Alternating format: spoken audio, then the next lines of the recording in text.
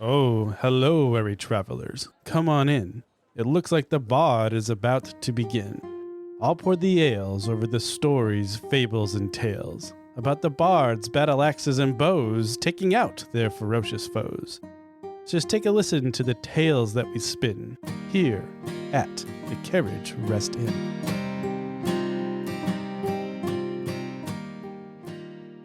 Previously on Carriage Rest Tales, Nomus and Woods escorted the lovely dwarven child Bella home, but not all went as planned.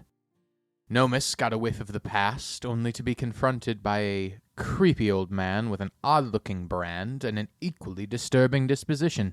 Meanwhile, Woods received an elegantly woven tapestry depicting a battle between good and evil, gods versus harbingers.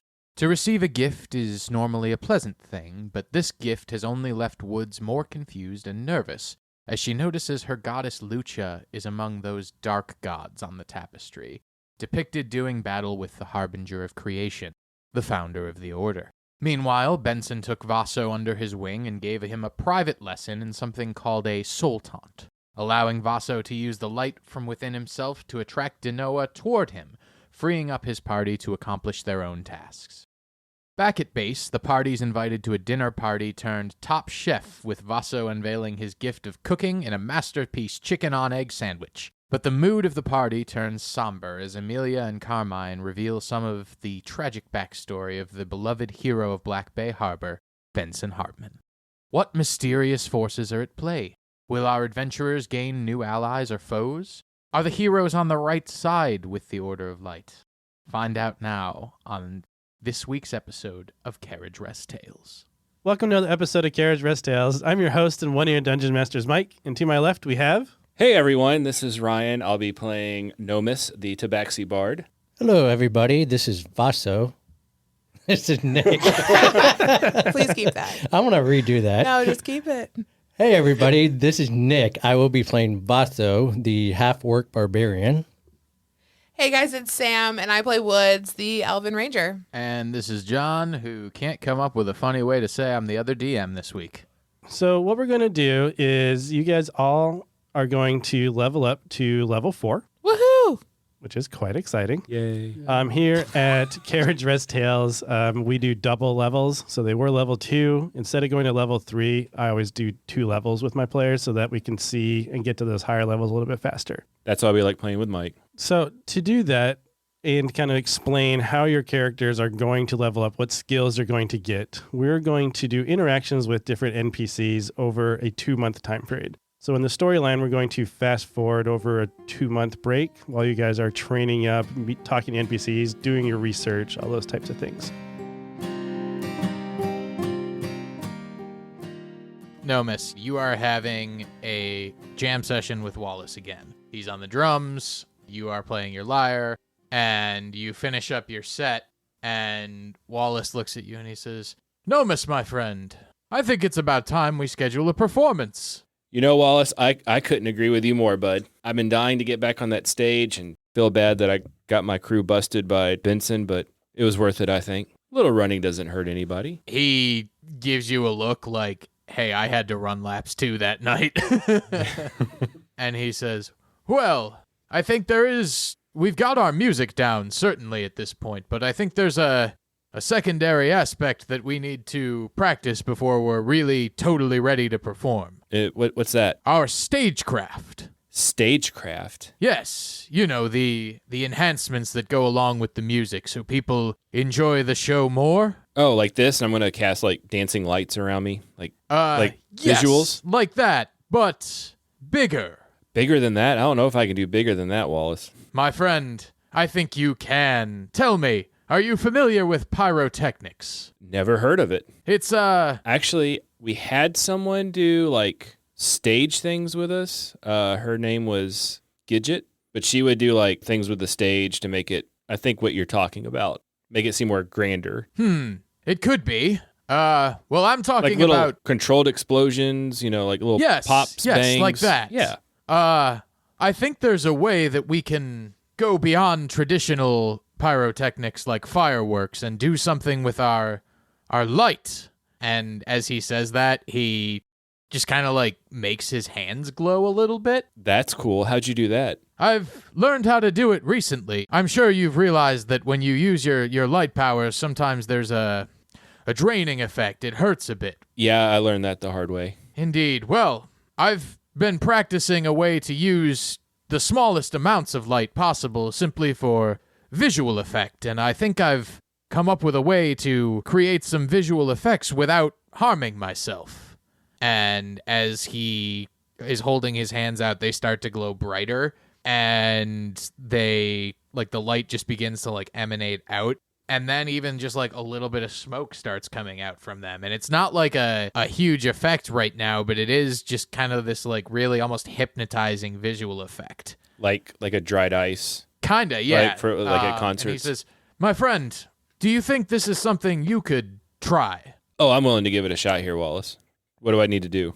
And he holds out like his hands like he's ready. Well, I'm afraid I'm not sure how to help you exactly. It's kind of like closing the rift. I don't know if it's something I can teach you to do. The best advice I can give you is to channel your light, but try not to let it flow too powerfully through you. I think I understand. So I think when Nomus was trying to close rifts before, he was like really intense, almost like driven to like close these rifts. So I think he's going to try to like act like he's closing a rift, but very subtle. Like it's not as intense as what he usually goes into it as. So you are doing this, and you start to see like a little bit of a glow in your hands. It's not a lot. It is barely, like if you were in a dark room, it might be enough to just get your visibility, but it's not much beyond that.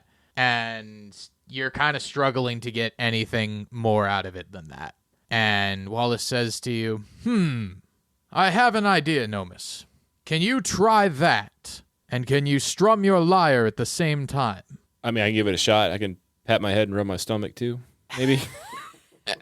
Yeah. So, yeah, I'm going to grab my lyre and just try to channel this light through the lyre. As you are playing your lyre, I think at first you're kind of like gently strumming it, and you notice that light is just getting a little bit brighter and a little bit brighter. And Wallace says to you, I think it's working.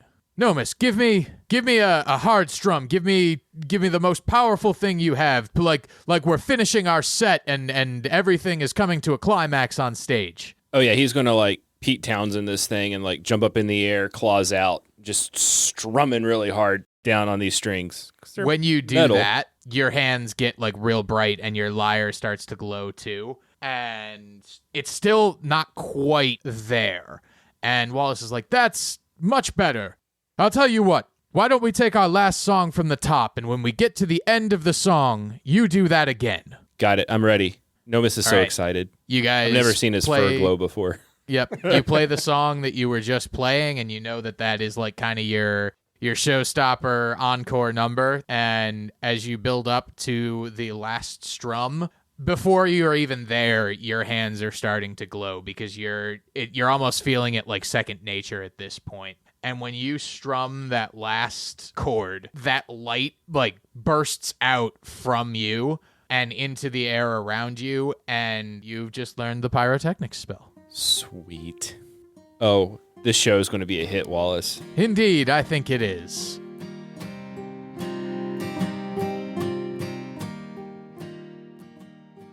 Vaso, like Nomus, this scene is during our 2-month fast forward.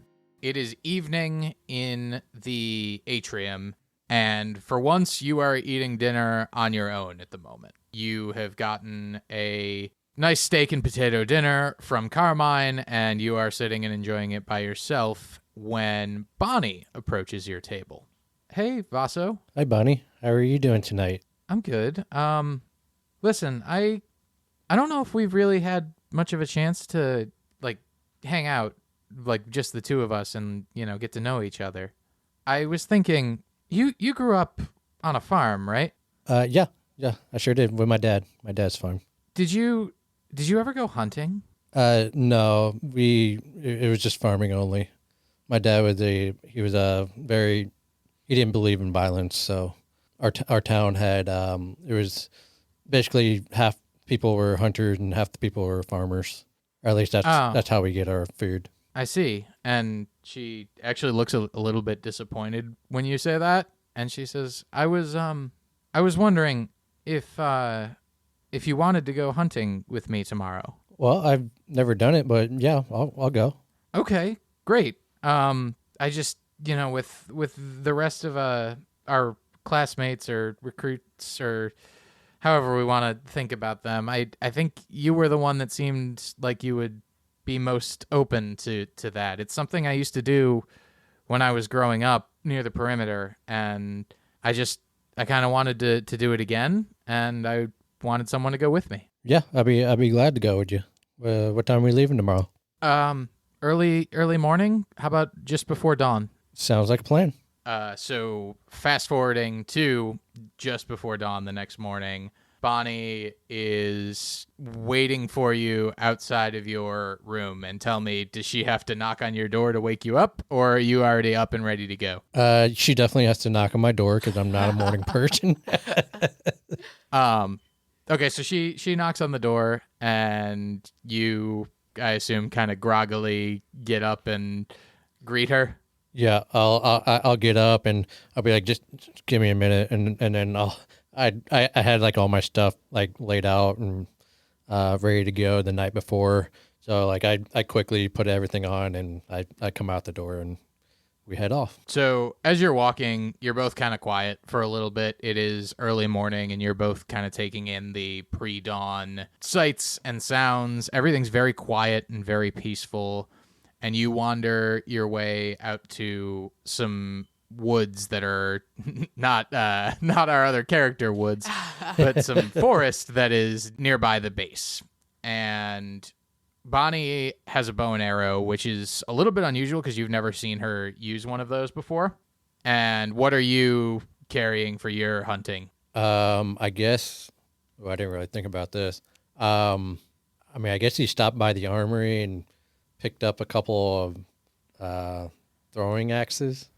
Okay. Yeah, a couple of throwing axes. So Bonnie notices your throwing axes and says, "So I know you've never done this before, but I usually don't hunt anything big. I'm used to hunting for food. We did that kind of a lot when I was growing up. But your throwing axes are, how comfortable with those are you? Can you throw those well?" So Vasto is just going to take one of them and he's going to throw it at a tree right in like about, 30 feet in front of him. And all right, you got to roll for that. Yep. I got an 11 plus, I don't know what I'll add to that. Probably strength since he's a barbarian. So add your strength and dexterity, or strength and proficiency? Strength and proficiency, yeah. Yep, so that's adding 5, so 16 total. Okay, your throwing axe hits the tree, and it like hits your mark, but you're not quite on center. It's a little high, and she's like, "Okay, that was a good throw. I think we might be out of here with something tasty to eat tonight." But really, I just came out to enjoy the nature. I don't really need to come back with anything. I'm not a trophy hunter or anything like that.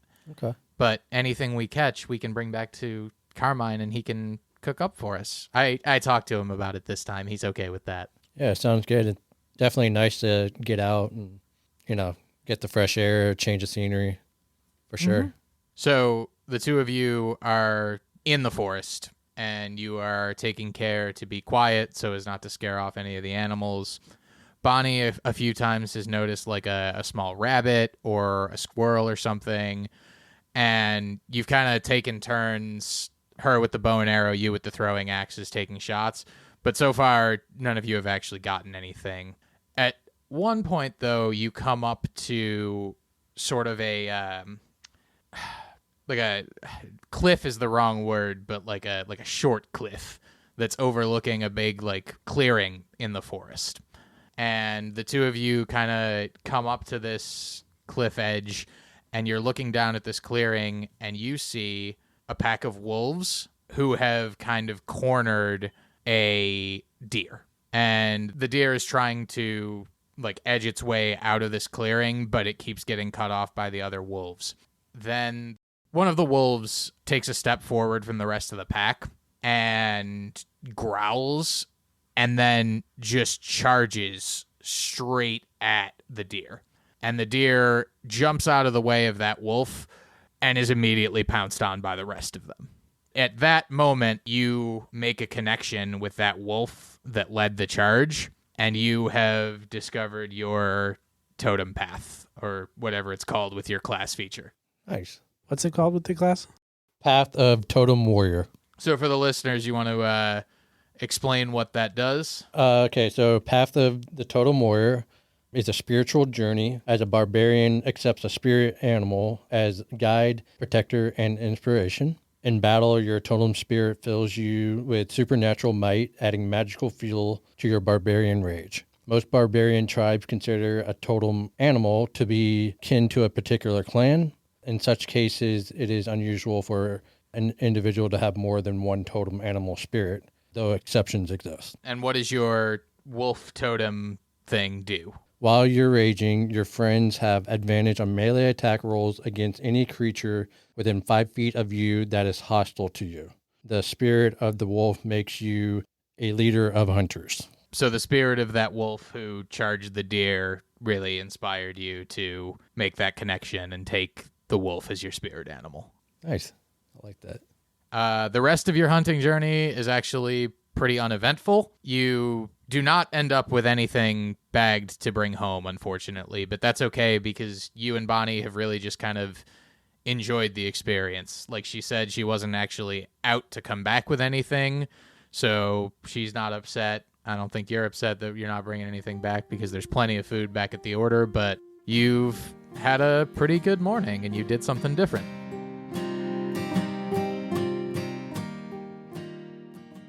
Woods, you have been going about your routine that you started after your conversation with Quentin a while back of swimming laps in the evening. And you very often find Quentin there, and you guys don't always talk a whole lot because Quentin's pretty quiet, but you kind of have this bond over your swim practice where you guys just get your exercise in that way. And one night, you go down to the pool, and quite unusually, on the surface of the water and filling really the whole room is a large cloud of fog. Oh. Quentin? Hello? Is anyone here? Hello. And you see Quentin just kind of like emerge from the surface of the water very close to you through the fog, and it catches you off guard. Oh my God. Dude, man, what is this? I've been trying something. Wallace recently discovered he was able to use his light to do something that didn't hurt him. A way to channel his light into something else. I was trying something similar here in the pool. Wait, but our light closes the rift. What do you mean in a way so it doesn't hurt us?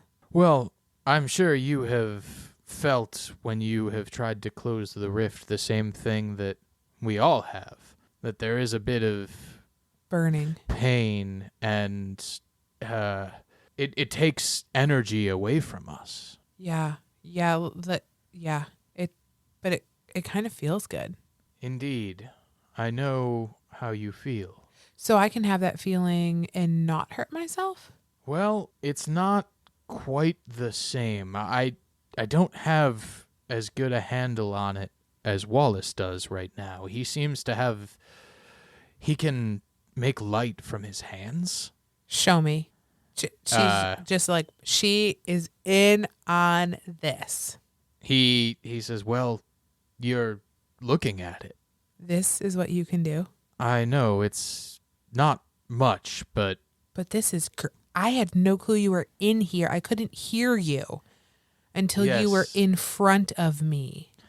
I think it could have some advantageous tactical implications, but I am struggling to get more than this, and this actually took quite a while for me to get a cloud this big, and as he's talking to you and no longer focusing on what he's doing, you notice the fog is already dissipating. Okay. Yeah. Show me, buddy, right now. Like, and she just like is gonna put her hands out. Like, how do I do this? Well, think of what it normally feels like to use your light to close a rift.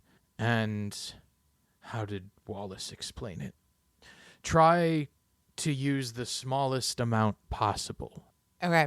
She's going to inherently grab her crescent moon necklace on her neck, and she's going to close her eyes and think of, like, go directly to Lucha and, like, overthink it, like 100%. Like, just like, she doesn't know how not to do that. Like, she's trained herself in a way that she, like, it's almost like muscle memory. Like, she grabs her necklace, she closes her eyes.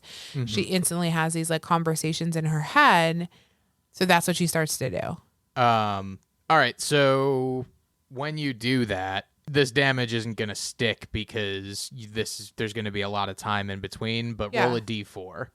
4. Yeah. So that hurts. That takes a bit out of you, and the light is there. Okay. You start to glow, your necklace starts to glow, and it looks like you're trying to close a rift that isn't there. Okay. But really all you've really accomplished is just kind of draining your own energy. And Quentin says, tell me, Woods, what do you think of when you use your light? Well, I kind of meditate to the goddess of the moon. And sometimes she talks to me. Fascinating. Might I suggest meditation without the goddess? Are you familiar with mindfulness? Yeah, I know the concept. I mean, I'm an elf, right? So I meditate. I don't generally sleep all that much. I'll be honest with you. I grew up in the Del Rey Sanctuary, and we worshipped the sun goddess. So all of our meditation was focused around that. So meditating not towards a deity, and she's like just sitting there, and she's like kind of thinking, like I would just like think about nothing. Like, I learned from the Tabaxi a form of meditation where you focus on your surroundings and your inner thoughts, and you don't focus on anything for long. You just let the thoughts move in and out of your head and allow them to simply be. I'm going to be real honest with you. The number of thoughts that go through my head are probably 6 times the number of thoughts that go through yours. So I just don't know how that's going to work. I will try not to take offense to that because I think you meant that more as a joke. I meant that more as my mind races more so than anyone else. So if you were Nomis, I would have said the same thing.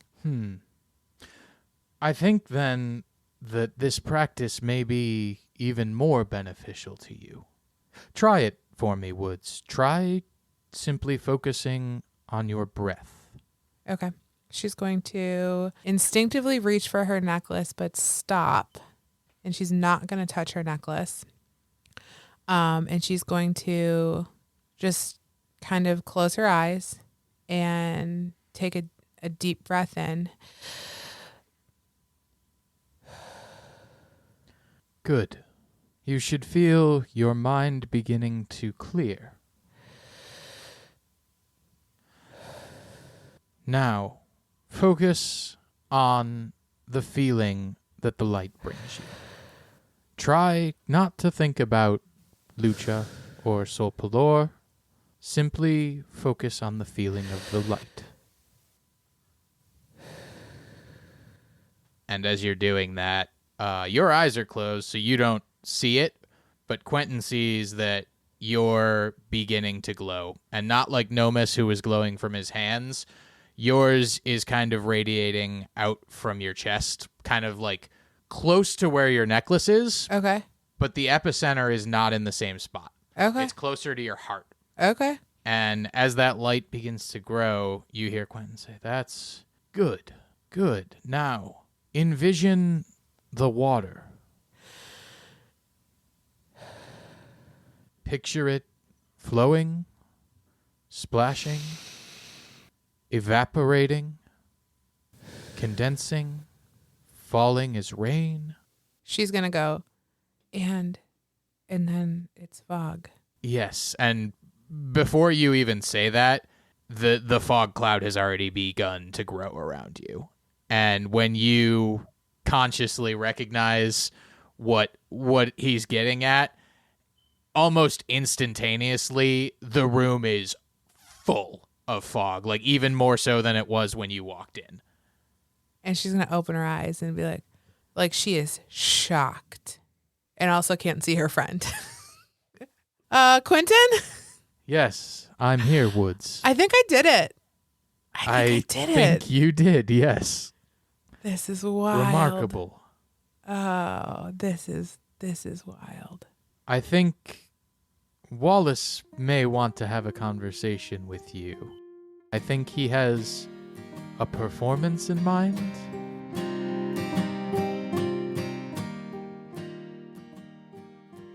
Do you guys have any questions on your level up before we begin? Nope. Nope. I'm good. We're good. No, my armor class is 26, so I think I'm fine. Somehow. Just kidding. Everyone, my God, the snorts. Everyone have their cards and spell cards and all that jazz that they wanted. We all came prepared. I upgraded your guys' thumbtacks. I still don't have any thumbtacks. Well, I need to figure out what to give you thumbtacks for, because it'd be super annoying to have like 30 thumbtacks for your arrows. 40, but that's fine. I don't 40. I don't need any thumbtacks. So, over the last 2 months, you have been working on your skills, studying at the library, in the quad with Benson and Wallace. During this time, you've also had the chance to test your skills by closing an occasional small rift that opened here or there. Some of those were out when you were on patrols, and others in the practice arena under Benson's supervision. He was utilizing that little rift creation device that Damien's been working on. But now we're going to dive back into the story in real time. You have been summoned to handle a larger rift that has opened up on a farmstead in Butchertown. Butchertown is that small town that's right on the outside of Black Bay Harbor. The scene opens, and you guys are galloping hard on your steeds. Benson leading the charge on the back of Frederick. Based on the citizens' chaos, you know you must be getting close. And when you round the corner, you see about a dozen large flightless birds. Think like chickens, but the size of alpacas. And these flightless birds are just running wild throughout the streets. Alleyways, they're running into buildings, pushing citizens over. It's a mess. Looking down the road, you see debris scattered everywhere, including some citizens that have obviously been trampled in this stampede.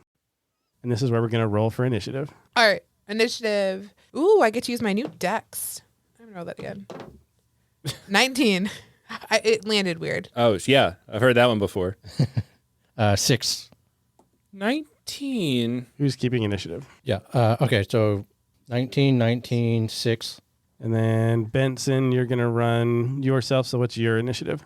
So Benson is actually not going to roll initiative because as you all charge into battle, he rides up ahead and kind of heads you off so that you pause for just a second before charging in. And he says, "All right, recruits, this looks like our biggest fight yet. You three have impressed me a lot the last couple of months. Show me what you can do. I think you can handle this on your own. I'm going to get some of these people out of here." I don't think that's what we're supposed to do. Close the rift, kill the Genoa, save the people. You can handle this. I know you can. We got this. As I strum my lyre. I'll be close by if you need help. The chickens got a 16. And what are our initiative orders? So it's either Woods or Nomis because they both got 19. I'll let Woods go first. Oh, 'cause ladies I'm first. Okay. a gentle cat like that. All right. So Woods, Nomis, chickens, and then Vasa. All right. Well, as she says, close the rift. So she is going to. How does she get through to the? Where's the rift in conjunction with the chickens? You do not see them yet. I don't see the chickens or the rift. You don't see the rift. You just see a bunch of chickens running around in this town in the alleyways you're entering into a stampede. I'm going to navigate the stampede and go find the rift. Are you staying on your horse or are you jumping off? I'm going to stay on my horse. So you're going to use your movement to try to... I'm just going to go forward. All right. Can I discern which way I feel like they came from? Yeah, they're all running one direction. I'm going to run in that direction. Or run the direction they came from. Okay, gotcha. Go ahead and roll a dexterity saving throw. and an animal handling check. Dexterity saving throw is going to be a 25, and my animal handling is a 19. Yeah, you're able to navigate between these chickens, or these large flightless chickens, with your horse, and you don't fall off. So you're able to move quite a bit of ways down. You definitely see that there's about 24 of them. Some of them are in the road, some have peeled off, and you see like wagons that are broken, fences that have been knocked over, but you're able to navigate through. Do I see the rift? You do not see the rift yet, Okay. By the way, my horse's name is Glinda. but you do see something else. What do I see? On the road, further up, you see a dark-looking figure. And as you get closer to it, it looks kind of like, picture like a scorpion mixed with a spider. Okay. And it has the very traditional smoky body. Okay. And you just know that this is a Denoa. And it's got 8 legs that are just running along, chasing these chickens. 8 legs and a big tail. 8 legs Because and a it's big also tail. scorpion. Yeah. Do I have an action? You do. You just moved. So you have an action still. Okay, on my horse, I see this. For the fun of it, I'm going to pump an arrow into him on the horse. So while you're riding, you're shooting an arrow. Natty 20. All right. So it'll be a 27. Actually, yeah. That's going to hit. And then do you remember how we do? How we do damage, I take the max damage, which is 12, plus I get to roll, which is my D8. 7 plus 3 is 10. So 22 damage. Deals a nice, huge hit on this scorpion spider. He doesn't really seem to notice because he's kind of was chasing right after a chicken, but he kind of slowed down a little bit. No miss. So to be clear, the chicken things are not Denoa. Chicken things are not Denoa. Okay, I was thinking they were Denoa for some reason. Glad I asked. Do I see the Scorpion King? Not yet, because Woods had used her full movement to gallop up there. If you want to try to follow Woods, you're welcome to. That's up to you. Yeah, I'm definitely following Woods up there. You need to make a dexterity check and an animal handling check, unless you're not taking your horse. Then you want to take the animal handling. Oh, I'm definitely taking my horse. Okay. Are you faster than a horse? How fast is a horse? Faster than you. Okay. I didn't know. So dexterity. Remind me again how I do that. D20 blank. plus your dexterity. Modifier? Yep. That's it? Okay. 19. Okay. And then your animal handling to see if your horse is going to obey you through this stampede. My horse's name is Cradle. 'Cause Cradle? the cat's in the cradle. Cat's in the cradle. And I have a silver spoon. In the silver spoon. All right. Now that that's Little over the dog, way. Something with the man and the moon. 4. With Cradle is not happy. With your dexterity, you are able to manage just fine as you get bucked off of this horse. So you did not make it up to Woods, which is why I haven't seen that scorpion spider monster yet. But you landed right in the middle, and you did like this cool somersault. Yeah, I'm landed an on your feet. entertainer. I'm acrobatic. And your horse kind of just took off with that stampede because it knows that something's wrong because everything's running the same direction. And it's like, I don't want to go against it. I'm going to get out of here. So you're now horseless. Man. Okay. So my movement's done. Your movement's done. Do I see Woods? I would say with the stampede, you're not. You can roll a perception check to see if you want to see through the stampede. I do. Okay. 10. You Does can not kinda- compute. You can kind of catch glimpses of the horse, but it's always like you see it and then you don't see it as these chickens are crossing the road, and you just can't quite make it out. I guess that's my turn. Okay. And now we're on to chickens, I think. Yep. Chickens are going to continue running around aimlessly. Nomis, since you are in the center of the roadway, you need to make a dexterity saving throw to see if you get trampled. Ooh, boy. 7. You're going to take... This is how Nomis dies. Death by chicken trample. Chicken. You're gonna Oh, take- the chicken. Sounds You're like gonna what? take Sounds four- like an insult. You chicken trample. Huge. I love it. You're going to take 4 bludgeoning damage as your All right. tail gets stepped on by a chicken. Oh. Ow. That came out horrible. That came out so bad. And I think that brings us up to Vaso. Yep. So Vaso is, so his horse's name, since Benson took Frederick, unfortunately, his horse's name is Willie. And he is going to stay on the horse and he's going to try to follow Woods. All right, same thing. You're going to make a dexterity check followed by an animal handling. I love when my boys follow me. Yeah. I don't know if I made the right decision. 17. Okay, Or that is your dexterity. Okay. And then what was the next one? Animal handling. Animal handling. Yeah, I'm pretty good at that.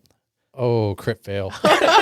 Oh. Same thing happens with the skill check. You actually do crit fails, but you pull out into this roadway to like start going after woods, and you see Nomus fall off his horse, and it draws your attention, and you just run your horse right into one of these chickens. So obviously you just go tumbling over the top of it and land right next to Nomus. All right. And then you see him get stepped on. So that's been your movement. Your horse takes off. So you're now also horseless. Okay. You still have an action if you want one. I am going to, I'm going to get up and then I'm just going to start running towards where Wood's heading. So you're just using your action to stand up. Yep.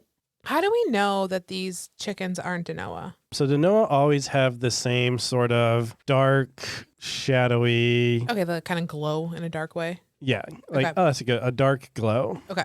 about them. And these chickens, they look just like normal, Large alpaca chickens. alpaca chickens. Yeah. Chicken pack. Chicken pack. Chicken pack. Can we call them chicken packs? Sure. Do You we can call them know chicken pack. Do we know if there's like a chicken farm nearby or? As you say that, go ahead and roll a perception check. It's that Tyson Purdue farm down the road, right? Oh, great. Another crit fail. Yeah, you don't know. You're very just distracted and trying not to get trampled by these chickens. Well, I'm glad I'm getting these terrible rolls out of the way. All right, and Yeah. that brings me up to our monsters, which you can add monsters to our initiative now. They got a 4. And you just shot an arrow at one. Correct. And it definitely didn't like that. So what it does is it starts climbing up one of the houses.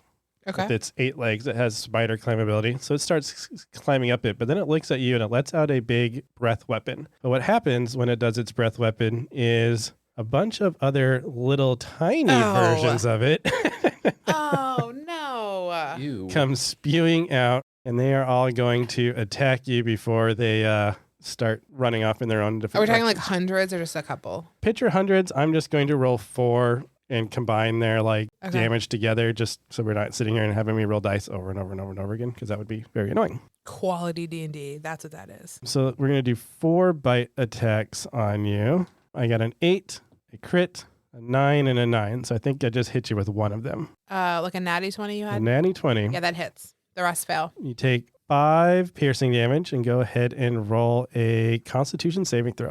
17. You are fine. I forgot. You do take 4 poison damage also. So 9 damage total, but you staved off actually becoming poisoned. Okay. Benson, what are you doing? Benson is doing sort of like the rounds on the horse. He is staying back from the action, trying to round up some of the loose chickens to keep them from doing more damage to people and property.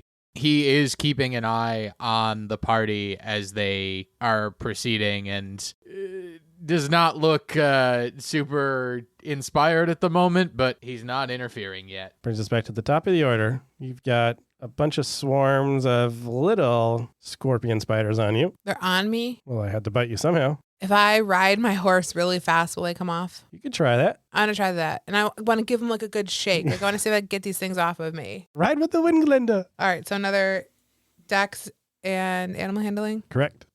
So is it they're saving throws? There are saving throws. Okay. So then that is a, oh my God, 17 and 6, 26, 25. 23. I liked 25 better, to be honest with you. All right. So 23 on dex and animal handling a 4. So you kick your horse to like start riding away, but it also got bit, so it's very freaked out. Glenda. So it just bucked up, Okay. and you just fall right off the back of it, and then Glenda just takes off like the wind. Glenda. So you fall on your back, and you're in the middle of this kind of stampede also now, but you're not quite as in the mix of it because you're up by the Danoa now.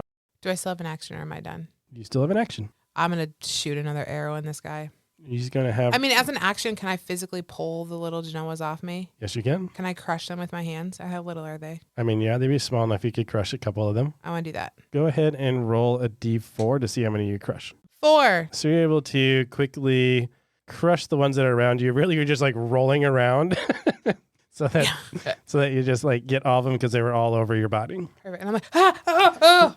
And that brings us up to, I think, Nomus. Nomus. So I'm going to use my cat agility and just run straight ahead to get out of these chickens so I can run like 60 feet? Okay, the chickens are kind of everywhere, though. Dang it. Some of them are on the road. Some are even in the alleyways. Like they were kind of running down. You picture it like they were running down this main roadway. And then as they saw like exits, they were taking them. And then they found dead ends. So then they turned around and like, so it's kind of chaotic at the moment. Okay. So am I like pinned by these chickens? Oh, you can still move if you want to. I don't think with 60 feet you're going to get out of it. That's what I'm trying to portray. I'm going to, I guess, use my 30 feet and try to get out of this coop. Where are you going to get out of it? I mean, looking at this image, are there houses nearby or like a fence? Yeah, there's going to be houses nearby. It's not going to really be too Is it a picketed fence or like something I could stand on? You can try, yeah. I'm dexterous enough. Yeah, I want to jump on the fence and try to just get a little bit above the ride ground the level. fence. Yeah. Okay, so you're going to jump on the fence and then try to run down the fence. Yeah, I'm a cat. I can do it. Yeah, you probably And can. I'm going to sing while I do it. Very cat burglar of you. Yeah. Right? So as you jump up on the fence, you are able to see Woods now about, I would say she's probably 60 feet down because she was able to get a full movement with her horse. And she's laying on the ground, rolling around on the ground. Fantastic. All right, so am I able to move 30 feet closer? Yeah, you can move. Okay. Anything else with your actions? What do I see 30 feet ahead of me? All right, go ahead and roll a perception check. I just like picture Nomus in like a Jack Sparrow run across the That's basically what he's doing. fence. Like, Dun, dun, dun, dun, dun, dun, dun. What am I rolling again? Perception. 12. With the 12, you're looking around and it's really like kind of chaotic and you can't quite tell what's happening. But then you hear Amelia's voice on a little stone that you have tied around your wrist. And she says, Nomus, there's a Denoa down 2 streets to the left. It appears it has trapped some children. As you see an air elemental ship kind of pass overhead.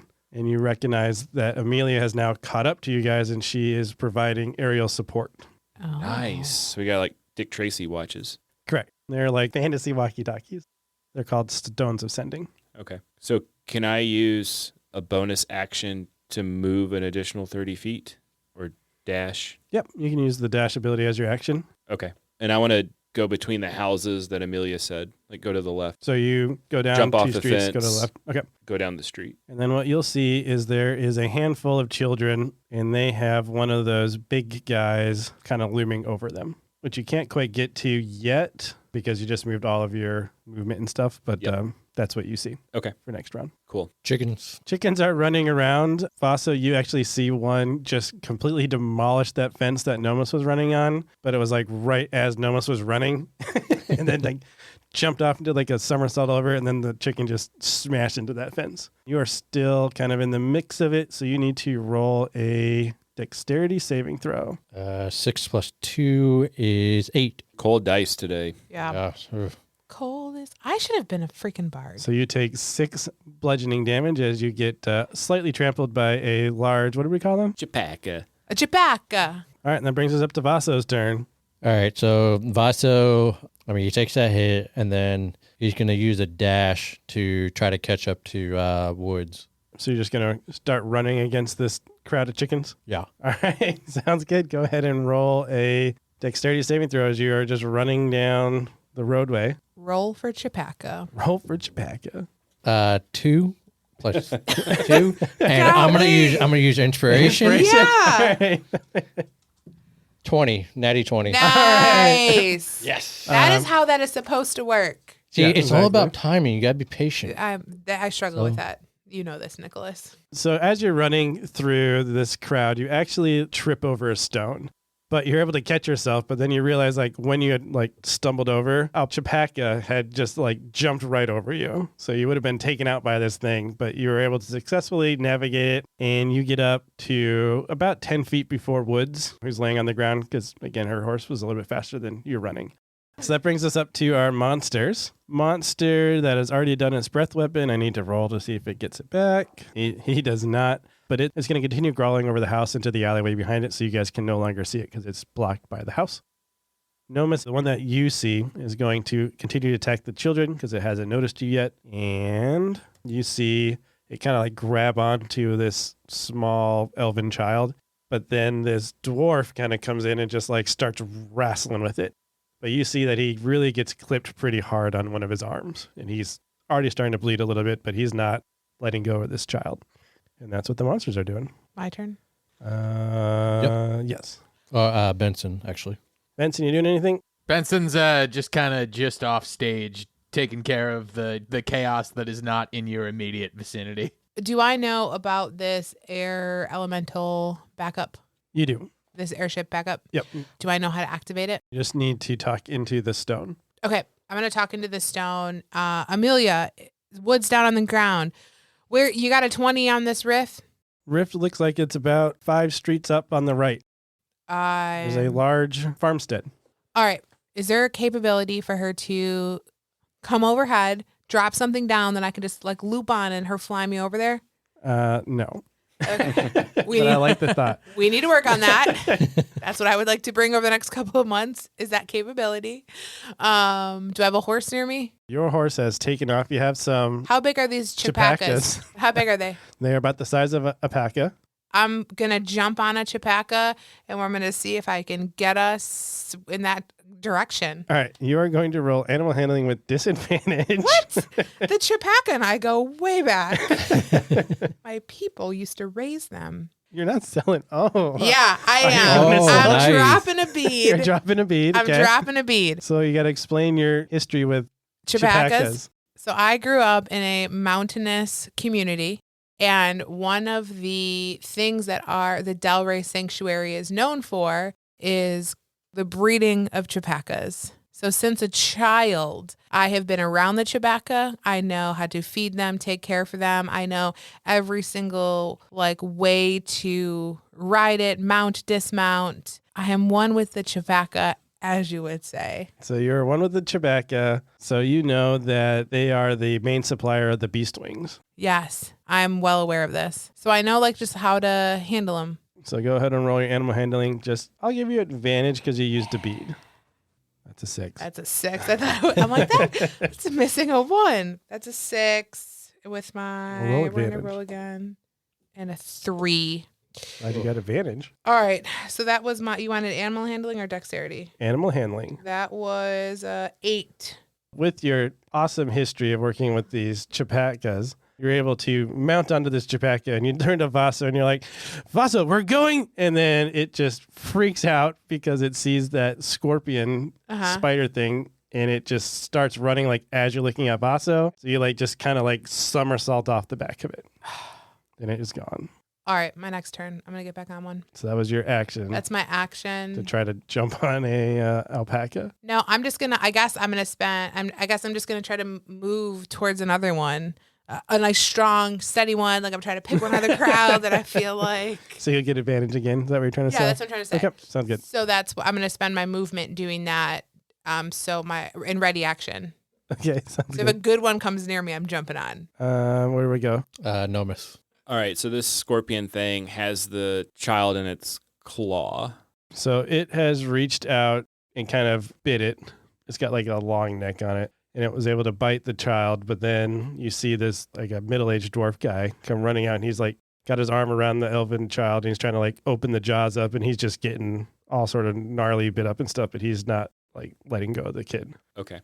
I'm going to try a new spell, Enlarge Reduce.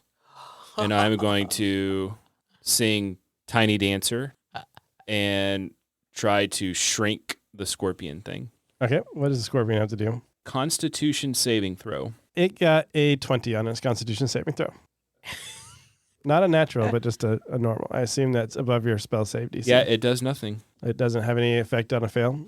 Nope. You got your action. You still have a movement and a bonus action. I guess as my movement, I'm going to get between the scorpion and the kids. So you're going to try to run up to the business end, the front end of this scorpion monster, and get the rest of the kids behind you. And then you'll have to try to mess with the child that's kind of in its jaws. Yeah, I think Next round. Nomus would try to free the child. Sounds good. So you're running and getting in position for next round. Chickens, they're just running around. Nobody's in the street anymore. Well, I guess 2 people are still in the street. Melwood, you readied an action, though, so you can have advantage on your dexterity saving throw. If you pass it, you'll grab one of them. Okay. Vaso, you just have a straight dexterity saving throw. 18. Vaso's successfully able to dodge and weave out of the way. 22. Since you were trying to capture one, you're able to actually grab onto one as it runs by. Is it beefy? Yeah, it's beefy. Yeah. It was getting ready for harvest. And that brings us to, I think, Vaso? Yep. So Vaso sees Wood hop on this Chipaka. Chipaka and she just takes off. Well, technically, I somersaulted off. I'm not actually on it anymore. You're on it now. You're on the new one. Oh, yeah, yeah, that's you're on right. the new one. So he knows nothing about Chipakas, so he's not even gonna try. He's just gonna run. All right. Okay. I vision like you running past me and me in this Chipaka like serpentining to get where we need to go. You get there at the same time. Just like, no, he gets there first. Like, So yeah, I'll just keep running, I guess. Sounds good. You use your movement speed. You're about halfway, and you could start seeing the rift. Okay. So you kind of got out of like the main quote unquote downtown area of Butchertown, and you see this big farmstead. And when you get there, you see that part of the fence where the alpacas normally are has been completely destroyed. And then you see kind of a rift, kind of like in the middle of the field. Do I see any Denoa? You do not see any Denoa, Okay. at least not yet. Well, okay. So how far away? How far have I moved? Did I use a dash or was that just a regular? I assumed you used a dash, Okay. and you're still about 40 feet from the rift. Okay. That'll be my turn. Don't have anything else to do. Monsters. Monster is this one's gonna be moving around doing something behind the scenes because you guys can't see him anymore. And the one that is by Nomis is going to continue to try to pull on the child. It's going to let's do a competing strength check against you. Perfect. Nick, why don't you roll a strength check for the dwarf? Oh, great. Crit fail. Okay. Do I even need a roll? 3 crit fails for I mean, me there's two tonight. people I pulling think, against it, so you Nicholas, can. change your dice. 2. Use that one. Well, you guys are able to successfully pull this child because I got a 1, but it's got a -2 strength. Oh. So I got -1. So you're able to successfully pull this Wow. child out What a of sight. out of the jaws. Weakness over there. that child. And it's like, We both had Yeah. with a 1 and a 2. Yeah, Which beat a -1. Wow. -1. I was like, That- how is this going to happen? But yeah, -1. it happened. There we go. Yeah. Welcome to Um, D&D. So Yeah. it lost its meal and it's upset about it. So it's going to use its breath weapon. So same thing as happens to Woods. It looks at you and kind of like lets out this roar, and like 100 of these little tiny scorpion spiders come out of its mouth. For simplicity, I'm just going to roll 4 of them. Roll a d4, Ryan. We'll see how many are going to actually attack you versus the citizens. 3. 3. Okay, so you're going to get attacked by 3, and then the citizens will get hit by another one. We'll see if the child survives. Actually, just at that moment, that one that's attacking the citizens gets hit with a knife that was flying through the air, and Benson's back. Because this is not going well. Yeah. Oh, I mean, it's going great for the Genoa. Benson comes in and just starts getting whatever civilians are left out of the way. And he looks at you and says, "Not bad so far. Get up to the rift. Make sure you close it." One of them, Aye, aye, Captain. One of them hit you for one of them a 22, and then I got a 4 and an 8. So the 22 hits you. You take 2 piercing damage and 7 poison damage. And go ahead and roll a Constitution saving throw. 18. You are able to stave off whatever venom that it injected into you. And then the big guy is going to, well, he let out its roar, and then it's going to run away from you as it lets its children take care of you. And that brings us up to Woods. All right, so you're me and on the a Chipaka. named Charlie the Chipaka. All right, we're headed up the 5 blocks over to the left. How far do I get? Roll the animal handling at advantage. Much better. 21. First, it's serpentining, going back and forth, like you said, but then you realize, and like, you calmed it down. You don't see any to know. I pet it under its ear. Pet it under its ear. That's what it has to do. Yep. And then you're able to just run past Vaso, and you can make it all the way to the rift if you wanted to. I do. You have that movement speed. I'd like to go all the way to the rift. And then as my action, I want to cast Rift Stitch. Okay. Now, I do want to point out on the Rift Stitch card, if you look at the bottom of it, there is at higher levels. What does that say? A player may choose to use as many D4 as their current player level. So I'm a level 4, so now I can roll my D4 4 times. Yeah. So you can choose to cast it basically at a 4th level because you're 4 levels. So if you want to roll 44 and have that damage go towards the rift, you can. But obviously you don't have to because it's your hit point. Like it's your health also. I think she's going to go for the gusto and roll all 4. So I got a 1, a 2, a 3, and a 3. 9. Okay. So I take 9 hit points, right? Is that Take how it 9 goes? hit points, and then you see a large portion of the rift kind of start to shrink down. Do I have time to talk or no? Yeah, you do. If I talk in my beat, everyone can hear me? Yes. Guys, get to the rift. What are we doing? Not everybody can ride a chicken Chicka-paka-paka. whatever you call that. A chicken cacciatore. Not everyone can ride one of those. Not everybody can ride a chalupa. Can that please be the episode title? Not everyone can ride a chalupa. Brings us up to Nomus, I think. All right, so Scorpion King's running away. Yep. Scorpion King's running away, and you've got 3 swarms of the small ones. Who's within 5 feet of me? Probably the dwarf that's carrying this elven child at this point, because the elven child is pretty much in shock. And the dwarf is looking like he's injured, but he's also, like he's still coherent. So they are within 5 feet. Just there, because you were right next to him trying to help, pull him off.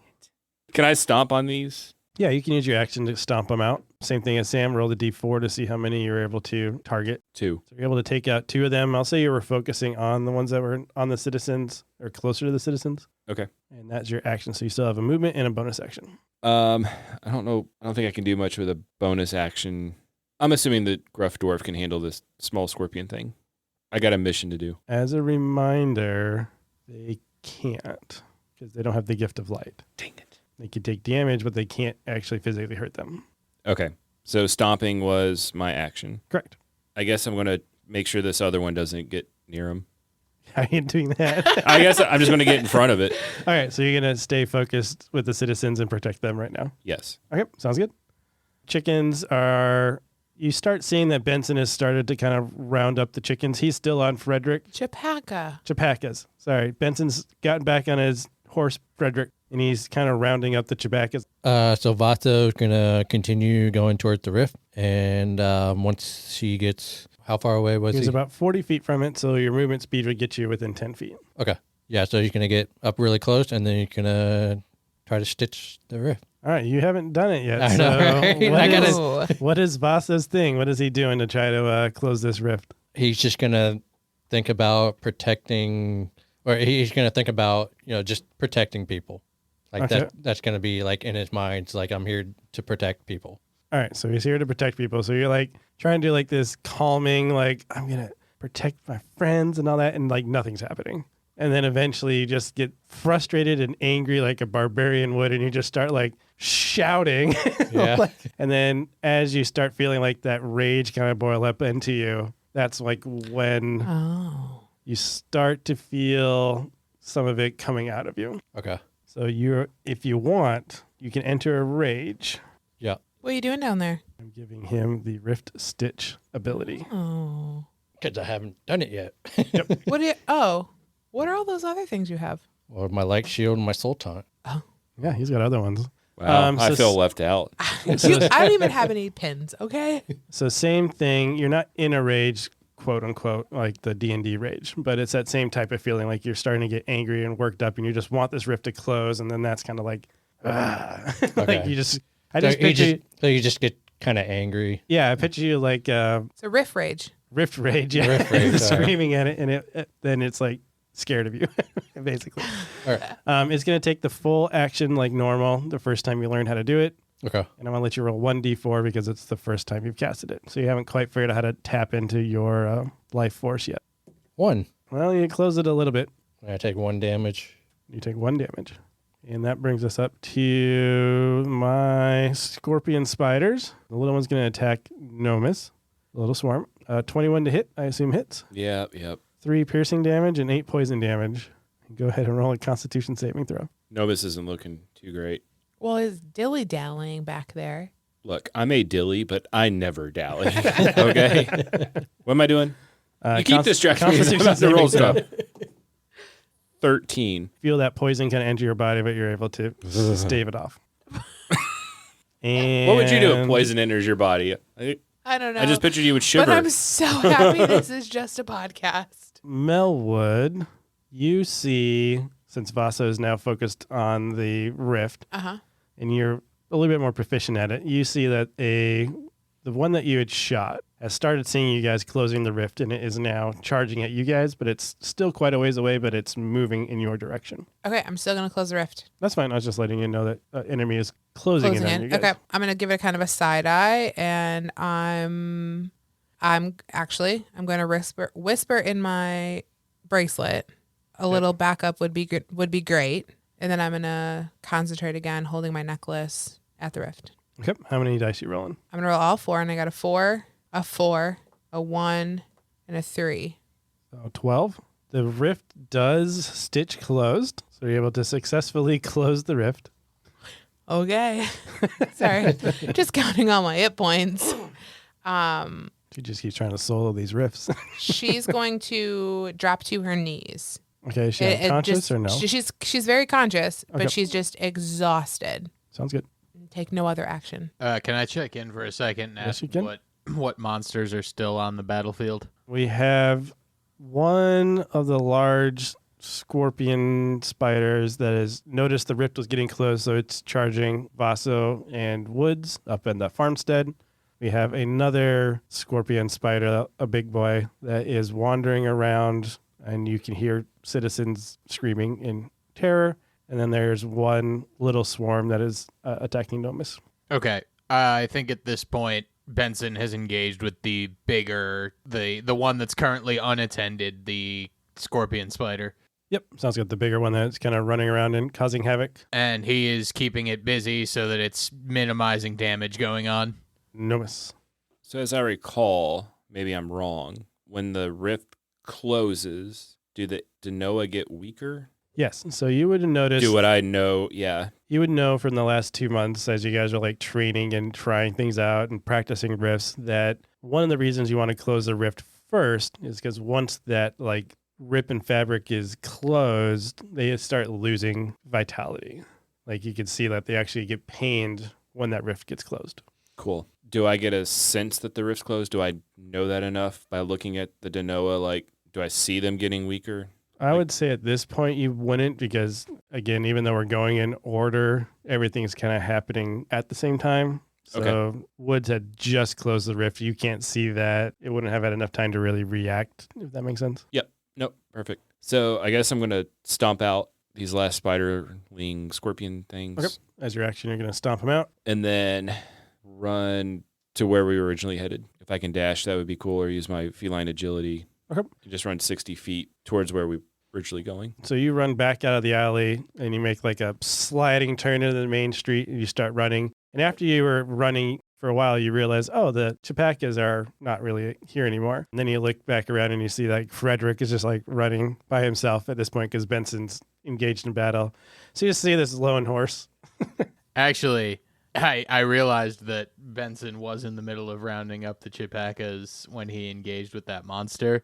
He is still on Frederick and corralling these Chapakas while engaging with this giant monster. And it's a sight to see because he's leading this pack of giant chickens as he rides a horse at the like front of it. And he's like just throwing knives at the big monster, keeping it distracted while leading a pack of like 12 of these things around in a circle and confusing it. Chapakas are following Benson around. So that brings us up to Vaso. Okay. So does Vasto see, is there one scorpion spider coming towards us? Yep.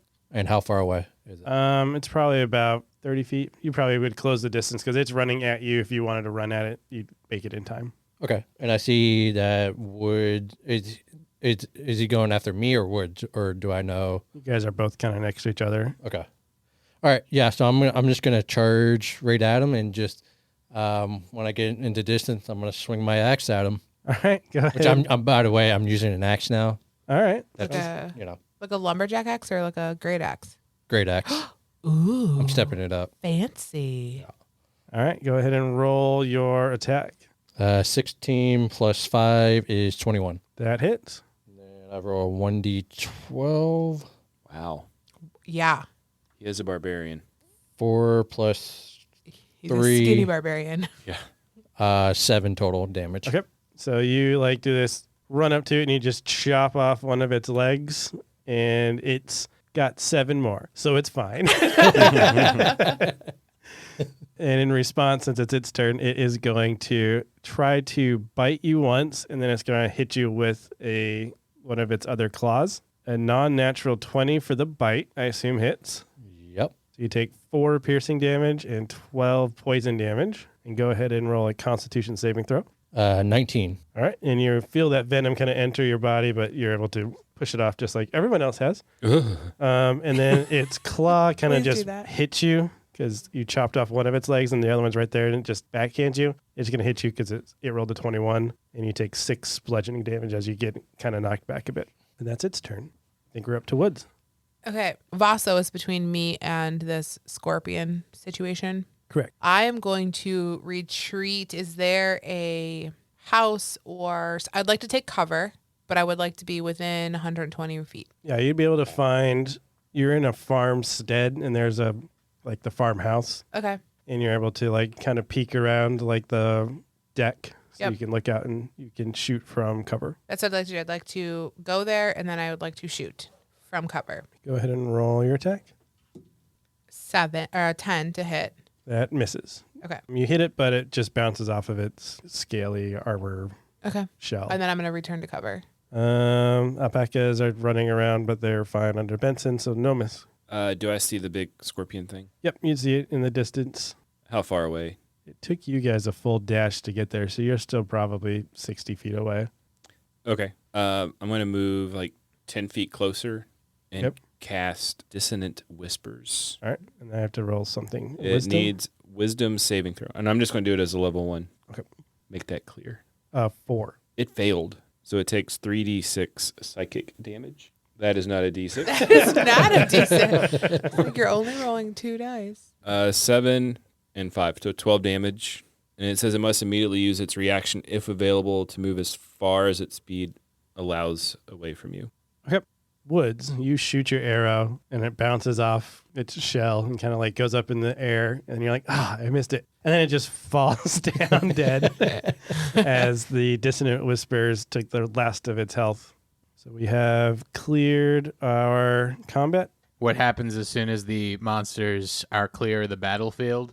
Benson is still leading this pack of Chupacas and manages to calm it down now and kind of gather them in one place as a dwarf with a very messy beard comes running up and says, "My Chupacas! That's my livelihood. I swear if I get my hands on that son of a dag nabbit that broke my gate down and set him loose, I'm going to make him pay."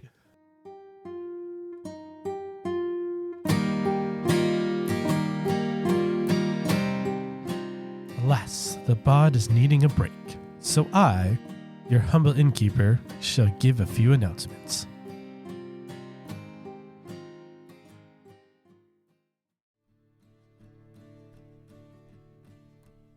Hey guys, it's Sam. We are almost done wrapping up season 4 and the entire storyline. We are so excited and thankful that you guys have been on this journey with us. We want to do a bit of a mailbag. If you have questions about the storyline, the world, the podcast, us as players, we would love to answer those for you as a little season finale. Regardless of where you are in the story, if you're starting with season 1 or if you're right with us at season 4, go ahead and send in your questions either on Instagram at Carriage Rest Tales D&D or shoot us an email at podcast@carriageresttales.com. As always, give us a 5-star review if you haven't done that yet on your favorite podcast platform. Share our podcast with a friend. We are so grateful for all of you as listeners. We cannot thank you enough. We are so excited that you've been on this journey with us, and we can't wait to wrap this story up. I hope you guys enjoy it.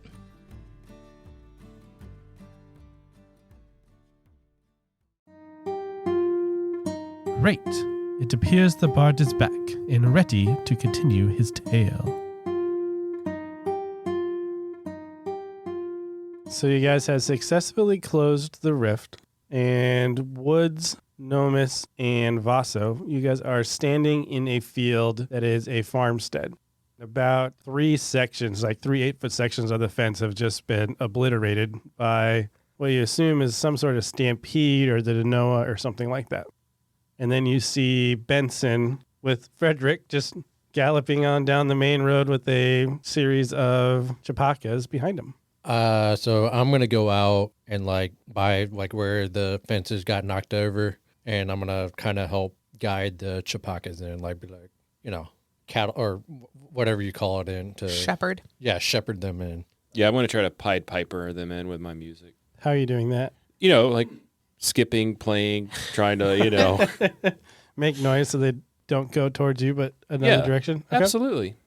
So Woods is hanging out by the fence. She's having a hard time breathing, just kind of like knees, head between her knees. She's just focusing on being alive currently. Okay. Yeah. So as Nomus and Vaso, you're helping herd these chickens back into the pen, the dwarf who was in a panic comes over and he says, "Well, thank you. I really appreciate the help getting these chapakas back in the pen here."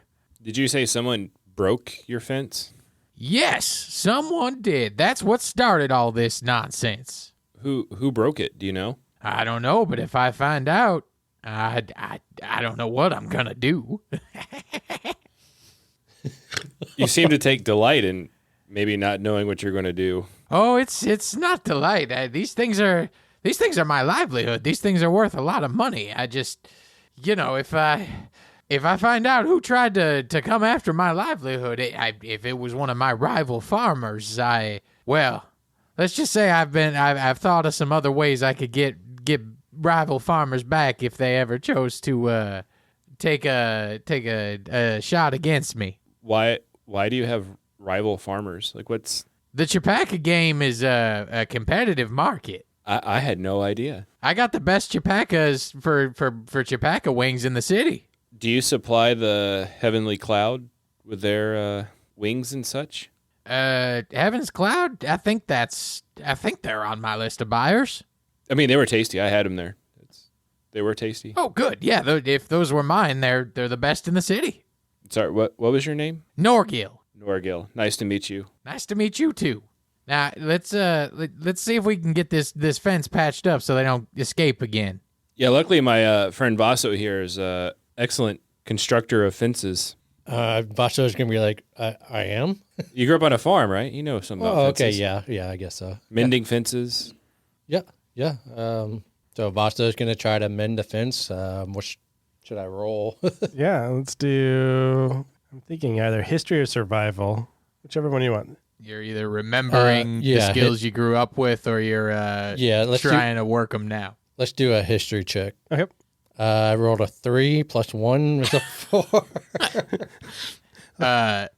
Norgil the dwarf is watching you attempt to repair his fence, and he says, "You're a farm boy? Yes, sir. Were you? We didn't. Were have, you a good farm boy? Is that why you're not a farm boy anymore? Well, no. We just haven't had to fix many fences because we haven't had many incidents where I'm from. With that, Woods is gonna she's gathered herself and she's like, "What is he doing?" And she's gonna get up, and clearly with all of her established knowledge of chapakas, she would have fixed a chapaka fence once or twice in her past. So I would like to roll to help fix the fence. Okay. You can roll with advantage. Thank you. That's what I was waiting for. Oh.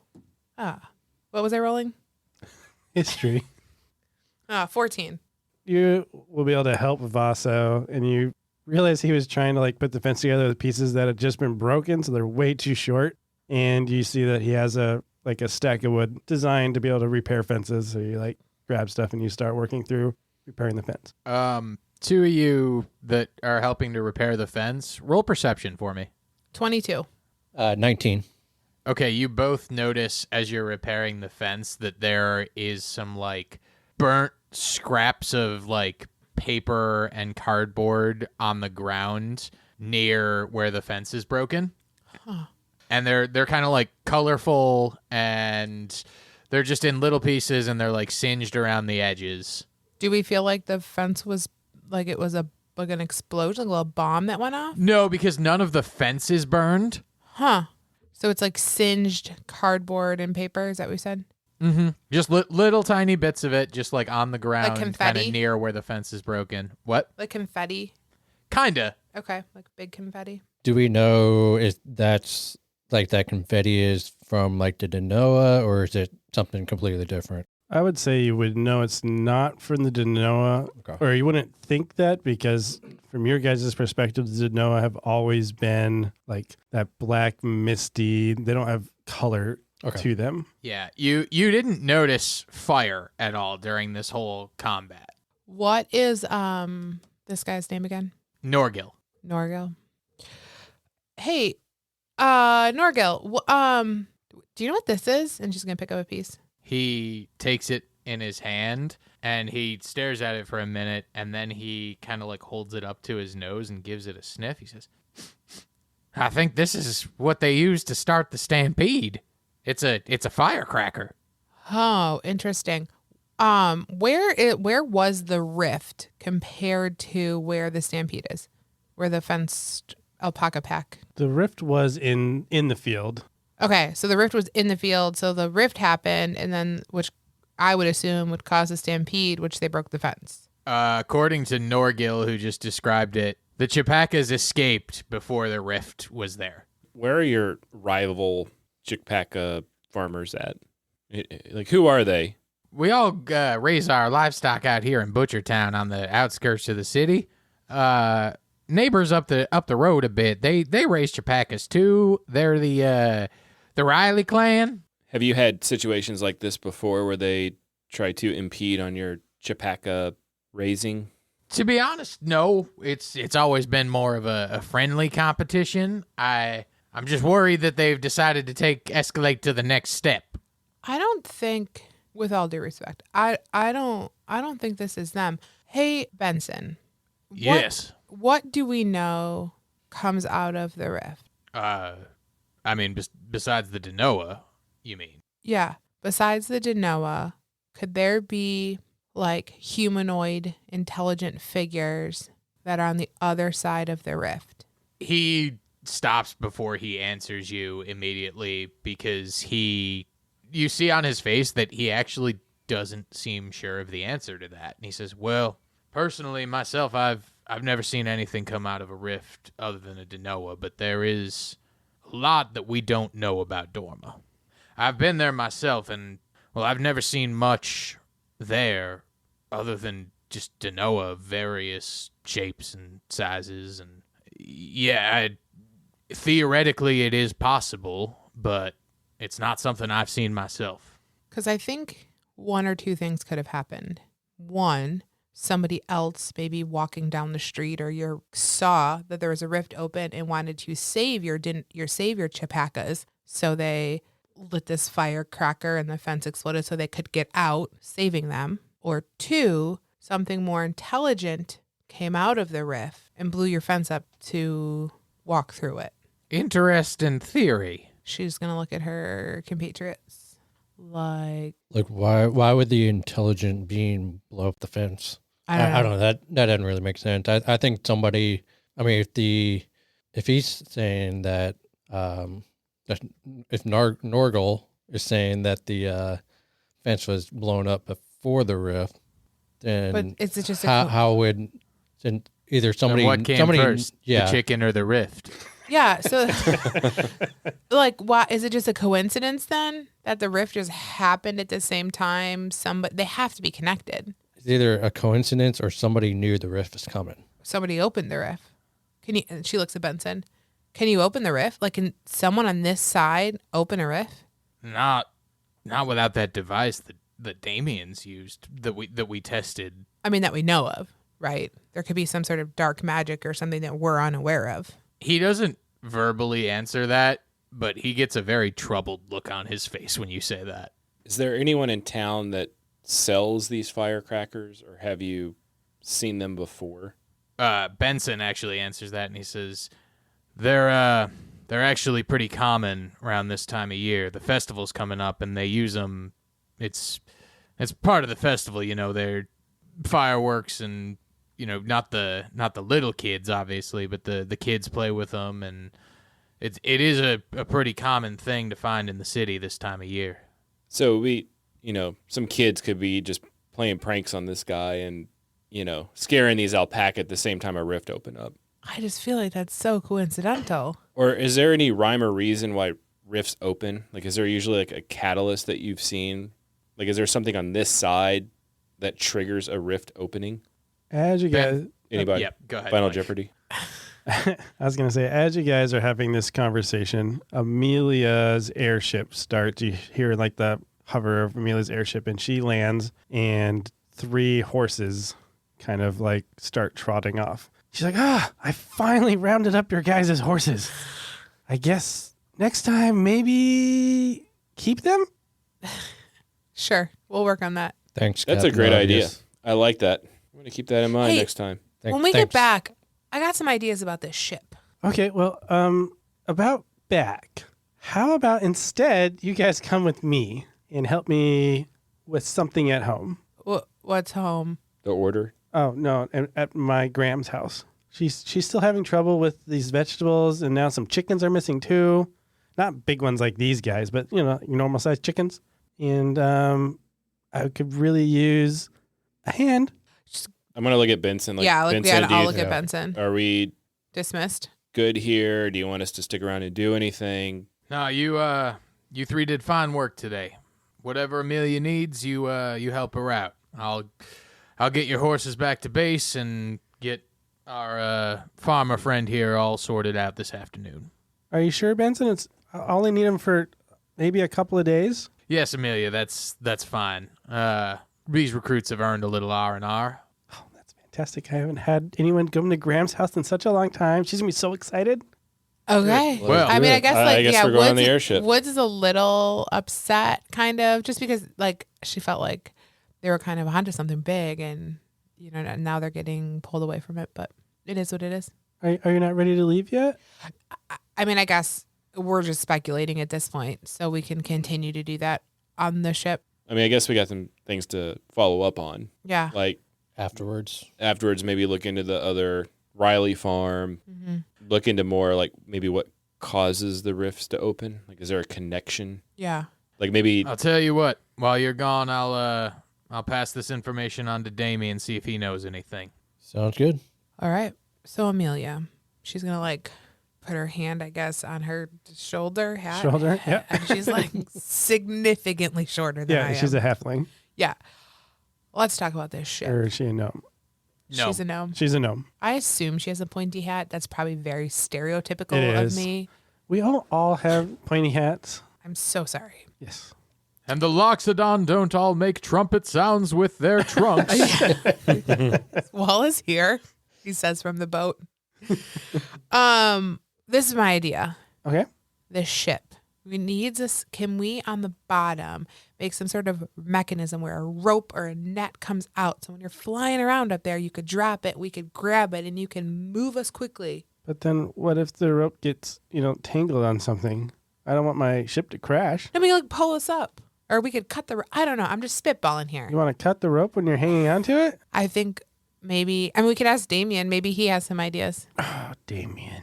She gets a little. Yeah, let him modify your ship even more, right, Yeah, Amelia? no, And I yeah. nudge her. I don't know about Damien. Well, then I think you and I could probably come up with something. We're smart ladies. All right, let's think about it on our trip. Sounds like a plan. As you are taking off, this is your first time you've really been in the elemental airship. It's quite nice inside. Nomis is super excited. He's Yeah. always been wanting to ride one of these. So you're kind of up in the cockpit area, like looking around. And as you're looking around and you're kind of like getting up to, I don't know, maybe 60, 70, 80 feet, and you start moving away, go ahead and roll a perception check. Just Nomis. 13. As you're kind of leaving town and you're starting to kind of like look over and you see kind of the damage that had happened with the Chapacas, you see a tan robe figure walking amongst the crowd. But before you can kind of like really connect the dots, you've gone on your way. And you guys are on your way to... Grandma's house we go.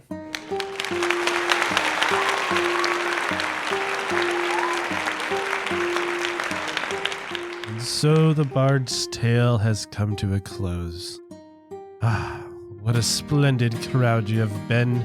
We hope we'll see you again at Carriage Rest Inn.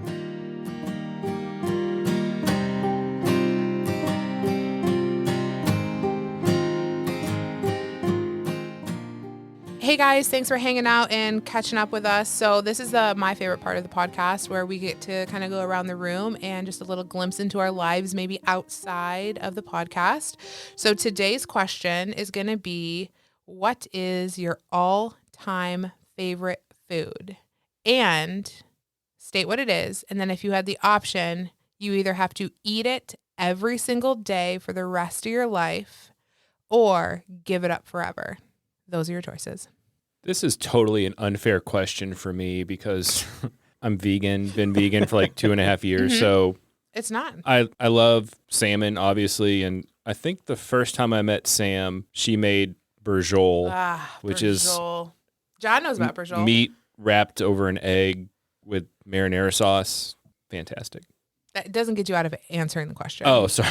Man, I don't know. What do we got, guys? Favorite food? I'm gonna go out. I was thinking pizza originally. Oh, yeah, that's good I for could you. eat pizza every day, but I also really love ramen, and I could probably eat that every day also. So you're going to go ramen every day. Yeah, I think I could do ramen every day. Okay. I mean, you can usually put different things in it, and Versatile. All right. yeah. Okay. I guess getting back to me, I would do tacos. Because being vegan, we've discovered you can do like roasted sweet potatoes as a filling Yum. and also jackfruit, Yeah. which in a crock pot with some spices and you let it sit So for good. quite a while. It's like pulled pork. I think the variety of taco I would options. I would like to try this at some point. Yeah, lentil We can do that. with lentil and black bean. I make lentil and black bean tacos all the Yeah. time. So, okay, would you eat them every day? I could eat that every day. Okay. Just given the variety of what you can do with them. All right. Yeah, so I'm gonna go the opposite direction of vegan. That's I'm gonna fine. say- I'm I'm gonna vegan. say, I don't That know. also is a I'm gonna say shocker, a Nick. nice big juicy steak. Okay. However, if I ate that every day of my life, I'm pretty sure I'd Yeah, that I meat might sweats. I might have some health issues. Yeah, as there, a registered nurse, Nick, I would not advise steak every day. Your poor arteries. yeah. Oh boy. I'd like to live a nice long life, so I couldn't eat it. I would have to give it up. John. You know, it's funny. I think this is not the first time I have answered with a combination of two other people's answers. It is not. Because if my wife and I were just talking about this yesterday, because she went to like a bridal shower over the weekend, and they did the newlywed game where you had to guess your partner's favorite food, and my answer was I don't know. Like there was a time in my life where the answer would have been very easily steak. Okay. But like Nick said, if I ate that every day, I'd be in some trouble. But Ryan, when you said tacos, I developed a gluten allergy a few years ago, and so tacos with corn tortillas are my jam now. Mm. And I think if I had to pick a favorite food that I had to eat every day, it would probably be tacos. Now, if you told me if it had to be a specific type of taco, I might reconsider, but like you can get a lot of variety out of a taco, just like pizza. So, I mean, I also have a very weird diet because of my I have a failing, dying pancreas, if you will. So I've had to cut a lot of things out of my life, red meat including. I'm going to go with cheese. And it's hard because I can't eat a lot of cheese. So I can only have so many grams of fat a day, and cheese has a lot of fat. I will tell you, I eat cheese every single day. I figure out a way to eat cheese in my diet every day. So I'm going to pick that. And I do it every day anyway. So that's what I'm going with. If do I miss ever developed cheese. lactose intolerance I'd die. on top of my gluten allergy, I'd be done. I mean, like goat cheese. Ugh. Crumbly blue. I do miss a good brie. Right. We were talking about Gouda today. It's so Gouda for you. So good. All right. Well, on that really cheesy cheese pun, But You all are monsters. Talk about cheese in front of the vegan. All right, guys. Well, hey, listen, thanks for hanging out with us. We understand that you can really be doing anything with your time other than this, and we really appreciate that you have chosen to spend it with us and the last couple minutes just kind of getting to know us. If you want to get to know us more, or you would like to ask us a question, you can always jump on our website at carriageresttales.com. There's a really good form in there that says get to know your players. Or you can slide into our DMs at Carriage Rest Tales D&D at the good old Instagram, or jump on our Discord server through our website at Carriage Rest Tales. Thanks, guys, and we are excited to get to know you back.